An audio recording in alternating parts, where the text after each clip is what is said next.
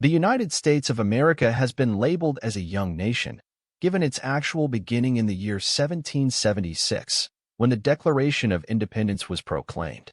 In reality, the journey these United States have been going through begins before 1776. Native Americans were the first inhabitants of this rich land. They are believed to have come over from the Eurasian continent by way of the area we know today as Alaska and Canada. It is easy to follow the chronological timeline of the United States. Its history often begins with Leif Erikson, who is believed to have traveled to this land in the year 1000. Then by Christopher Columbus in 1492, the Pilgrims in the 16th century, later followed by other European nations such as Spain, Portugal, and Britain. As we fast forward through the years, the role of this young nation is evident in every part of the world. There is not one part of the world that has not been touched by the influence of the United States of America. Brief overview. The story of the United States begins with the 13 colonies which by the late 18th century had 2.5 million people in its struggle towards independence. The Declaration of Independence led to the American Revolution in 1776.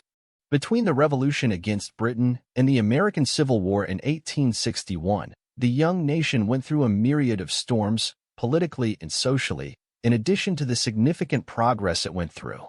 Slavery of Africans was already an issue early in those days, which perhaps contributed to the formation of the Confederate States of America, leading to the Civil War. As the war broke out, lines were drawn on the sands of these United States. The Civil War was followed by the Reconstruction era, in which a change in the overall atmosphere brought in a change that comes with growth. Slavery ended, states that broke off from the Union were readmitted, and the national government grew stronger. All 48 contiguous states had been admitted in 1912. Alaska and Hawaii were added later in the mid-20th century. Between the 1890s through the 1920s, the progressives ushered in a different tone. People were getting tired with the corruption, waste, and the practice of old politics. The movement saw the advancement of women's suffrage and the prohibition of alcohol added to the Constitution. When World War I broke out in 1914, the United States had maintained its neutrality under Woodrow Wilson. Wilson tried to keep the U.S. out of the war, but then in 1917 relented and declared war against Germany. The Wall Street crash of 1929 came after a decade of prosperous living.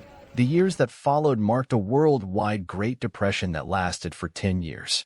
Franklin Delano Roosevelt, FDR, and other politicians presented the people a form of relief in what was called the New Deal. This brought in various types of programs that included relief, recovery, and reform. Unfortunately, all this did was realign the political landscape that produced the Democratic Party, big political machines in the major cities, so-called intellectuals, in the White South. December 8, 1941, a day that will live in infamy. These words spoken by FDR marked the entry of the United States into its Second World War in less than 25 years. The Japanese attack of Pearl Harbor on that date led to the first use of the atomic bomb. This also marked the defeat of Nazi Germany under the Allied forces. The Cold War was born immediately after World War II. Even though there was a brief period of rest for the U.S. during those years following World War II, by 1950, the United States found itself embroiled in the Korean War. 1959 saw the total involvement of the United States in the Vietnam War. Both wars have been described as proxy wars, wherein a third party is used in a war. The Cold War ended in 1991, but a different kind of war ensued in the decades that followed, the War on Terror. The story of the United States is still being written, and the rest of the world continues to watch with great anticipation. Erikson is regarded as the very first European to have landed in North America in AD 1000. He was the son of Erik Thorvaldsen, whom most people know as Erik the Red. Leif Erikson came to North America 500 years before Christopher Columbus. Leif was initially going for Greenland, but wound up landing in what is now North America. He was following the trail blazed by his father Erik the Red to bring Christianity to the people they encountered during their voyages. Colonial years, Old World meets the New World, 15th to 16th century. The existence of the New World, the Americas, remained a mystery to most of Europe until the 15th century. Many European countries were in search for a northwest passage to reach East Asia instead of the long Silk Route or Silk Road. Christopher Columbus, originally from Italy, In 1485 attempted to raise the funds required for his expedition to King John II of Portugal. He was rejected. It was not until he had a face-to-face with the monarchs of Spain, and through the help of Queen Isabella I and King Ferdinand II did Columbus receive the funds to prepare for the voyage. In 1492, Columbus went on the first of 4 voyages to the New World, all of them supported by the Spanish crown. He departed commanding 3 galleons, the Nina, Pinta, and Santa Maria. He had reached what is now the United States during his second voyage, arriving in Puerto Rico in 1493.